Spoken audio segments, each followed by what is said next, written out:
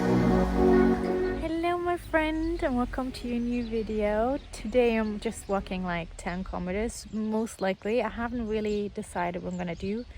Here's quite a lot of wind, so I will try to talk to you later. But I have already walked like 4 kilometers and taking a break now. I also taped my foot and I show you what has happened. There are actually blisters underneath. I don't want to show you that, but you can see I taped like this way, but this white tape doesn't really stick, so you have to have that always over it so that it stays. So I think I will tape that again and then see if that works. Yeah, I totally forgot to share this story. In 2012, I was au pair here in Spain, close to Tarragona, so in Catalonia. And I remember my host mom gave me some chocolate I could try, and I just loved it so much. It was like a crispy nougat chocolate, and she told me this is chocolate that you only get for Christmas here in Spain. And that made me really sad because I was like, I liked it so much, I wanted to buy it for myself. I tried every shop, I walked everywhere. Even when I was in Barcelona, I tried to find this chocolate, and obviously, as she told me, you can't find it usually only around Christmas time, so yeah. But I remember how it looked like. It was kind of like a golden package with like Santa on the slide, and yeah, I remember the rest of this day I always tried to eat a bit from it. Like I snuck into the kitchen and when nobody was there, and then I would eat like a little bit of it. I probably ate half of that chocolate while I was there because it was so good, and I knew I couldn't get it again, so that made it even more special and more interesting.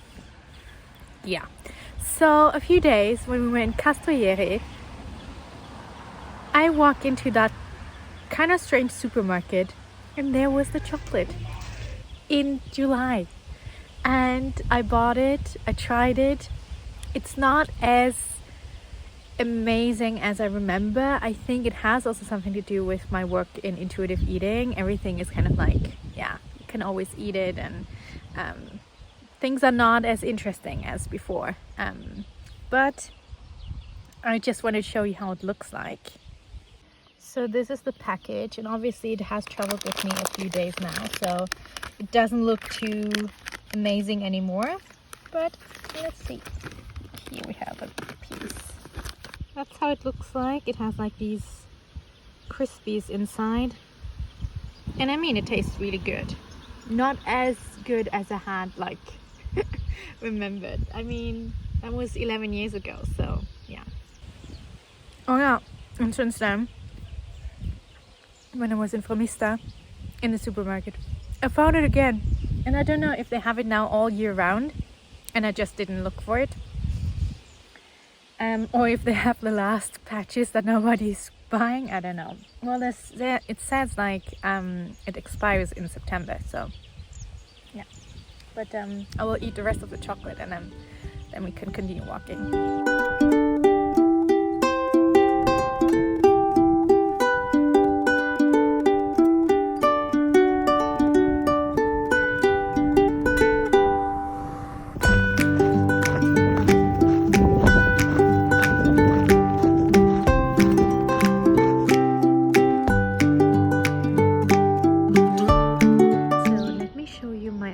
It's called Espiritu Santo, and it's the biggest albergue here with like 90 beds.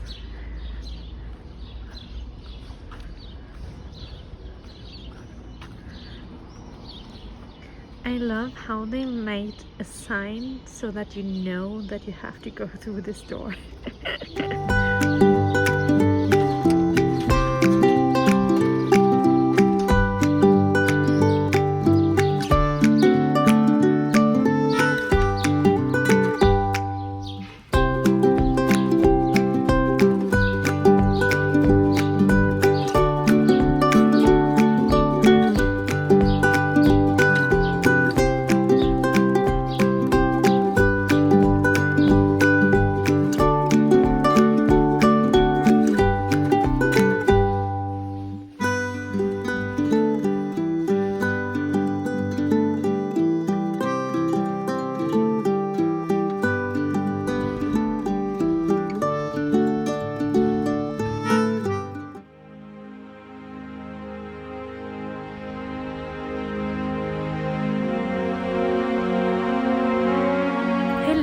guys, I actually really didn't say a lot this stage. I'm already in Carrion de los Condes. I'm in a really nice albergue. It's a huge albergue, but every room has their own continent. I'm in Asia, and I think they have I think we're 8 people in one room. It's cannot be true. Maybe we're 10, but then there has to be so many more rooms because I think they have 90 beds. It's huge, but it's also very spacious and very well run.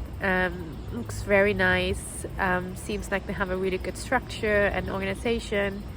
So I'm really happy where I ended up with. And actually I ended up being right next to the El Centro de Salud, the place most people go to if they need any kind of medical assistance before they go to the hospital. It's kind of like a health center where most people, they don't have one GP, but they go there and then will refer to one of the GPs that are working there. And I think because they have also the ambulance there, so I think they have more equipment than just a normal GP's office. So yeah, it's just a bigger place. And yeah, I went there today because I have been in pain.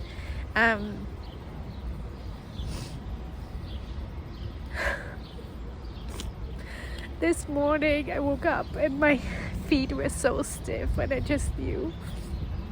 And I mean, this is always the sign for plantar fasciitis.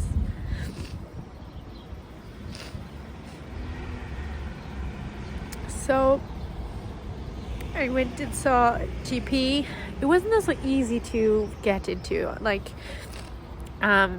because it was oh, you're from Norway, so your European health card doesn't apply. But yeah, it's valid also. It's for the European Economic Area, not just for the EU. Well, in the end they managed to do it, and then I saw a doctor and I had written down everything in Spanish because I wasn't sure if she could speak English, and she definitely didn't speak much. And I have to say, this is the first time I've met a doctor in high heels working in high heels. I'm that's impressive. Yeah. So she said that it's definitely plantar fasciitis in my left foot. My right seems better. Obviously there's not so much you can do except for rest, and she asked me if I have a lot of pain walking, and I was like, no, actually I managed to keep it at bay as long as I'm not walking too far. And she's like, probably what I have to do is reduce the distances quite a lot from planned of around 20-25 to 5 or 10 kilometers, which means I'm not able to reach Santiago at the time I wanted to. So yeah, and I mean, this is just part of the journey.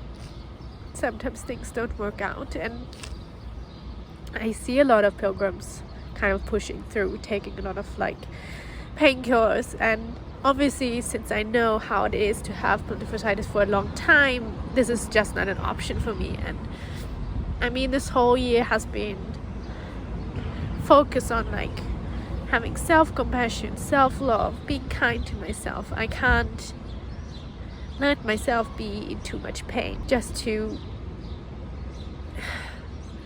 accomplishing a goal that I have in the most perfect way, because obviously I still arrive in Santiago at one point. I'm not able to complete the whole Camino this time, and so I will have to let go of how I wanted to do it. This morning I just felt like I'm having a panic attack because I thought what I'm gonna do. Should I just go to Bilbao and get in a hotel and stay at the beach until Melina and Victoria, who are coming to Santiago on the 31st, are arriving there, so we can just do something together and then walk the Camino to Finisterre together. or should I go to Leon? And then I thought like, oh, I have to walk here anyway, and then I could take the bus or something. So, but in the end I said, okay, you know what, you first start walking, you go to Carrion, and then we'll see from here. And now it's definitely clear the next stage is the longest stage that has no thing in between. It's a 17.5 kilometer stretch. There's a food truck in between, but otherwise there's nothing. You go just straight forward for like so many hours, like 4 hours or something like that. And there's not so much shade, so I'm definitely gonna walk that. So I think I will take the bus tomorrow. I haven't really decided where I'm going, and then walking from there. And I just thought that I will make a plan of things that I really want to see. Like, I know I want to be, obviously I want to be in Leon. I also want to have a rest day there. I definitely want to go to Samos, which is really pretty, and I can definitely jump over the whole from Sierra to Santiago, because there's just so many people, it's not much fun, and you have to book everything. So I think I will just finish like that. I'm in Sierra on the 30th, and then taking the train into Santiago on the 31st. I think that's what I plan on doing. And then I have to see how if I wanna jump with other people in the same stages, or what I'm gonna do. And also obviously if I'm not walking for like 6-7 hours and just like 2 hours a day, what I'm gonna do with the rest of the time. So I also have to make a plan of that. I remember I had like I wrote goals down in Pamplona before I started, so we'll look through that and deciding a bit what I'm gonna do now. But it was really nice. I met Patrick and Sue again, who I had seen, like Patrick I saw last time in Burgos, and Sue actually I think in Logroño, and they both have health issues themselves.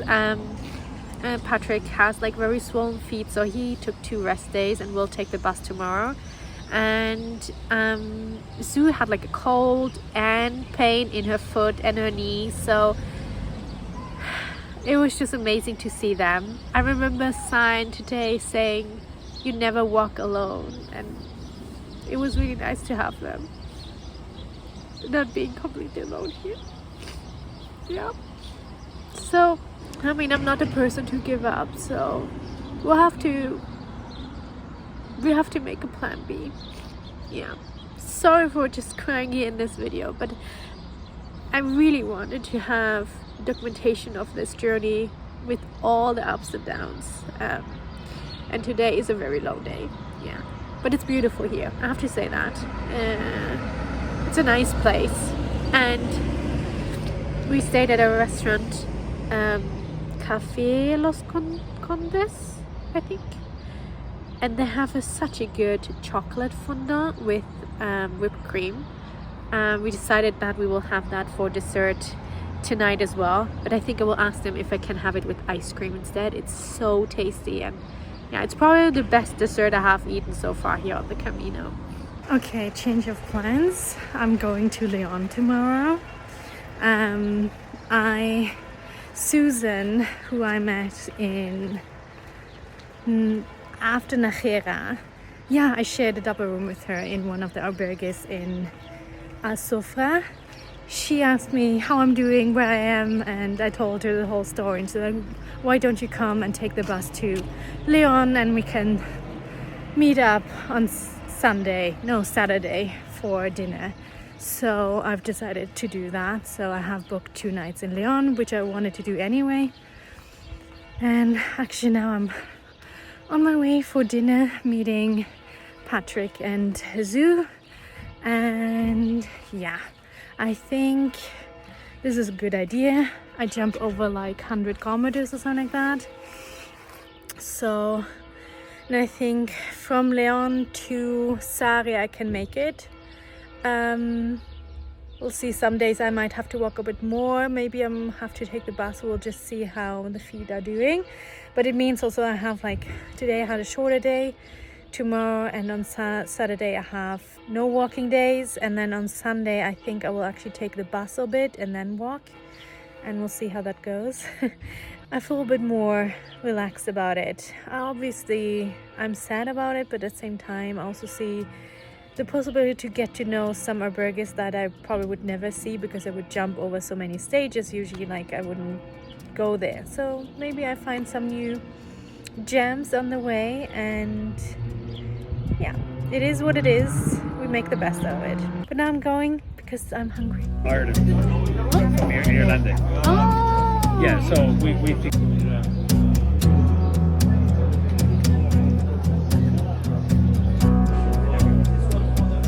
everyone promises that it's all the European countries. But it's been rapid. Like,